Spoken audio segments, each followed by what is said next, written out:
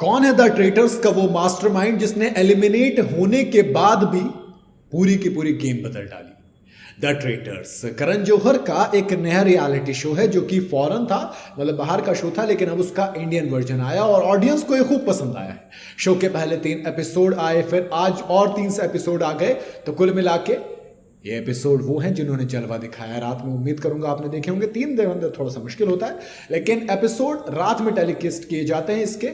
और अब ये जो एक्साइटमेंट है दोस्त, पूरब झा, एलनाज नरौजी, ये जो 2 ट्रेटर हैं, एक्साइटमेंट को बहुत ऊपर तक लेके जा रहे हैं।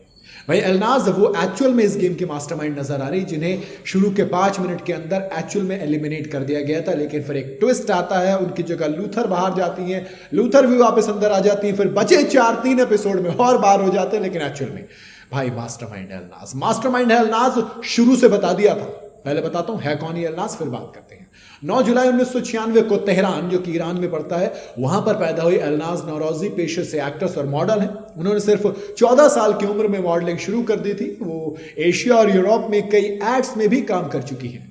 इंडिया आने के बाद एलनाज ने 2018 में सैफ अली खान की वेब सीरीज सीक्रेट गेम्स में अपनी एक्टिंग करियर शुरू किया था। इस सीरीज में उन्हें जोया के किरदार में देखा गया और इसके बाद वो रणनीति, Balakot and beyond, made in heaven और फिर अभय समेत कई सारी सीरीज में नजर आई थी। लेकिन फिर चर्चा में कब आई?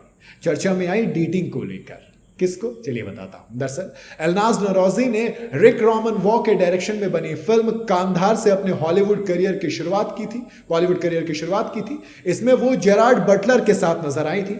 सोशल मीडिया पर दोनों का घूमते एक वीडियो भी वायरल हुआ था, जिसके बाद दोनों की डेटिंग की खबरों ने जोर पकड़ा। जेरार्ड बटलर को जब आप डेट करोगे तो वायरल तो हो गई।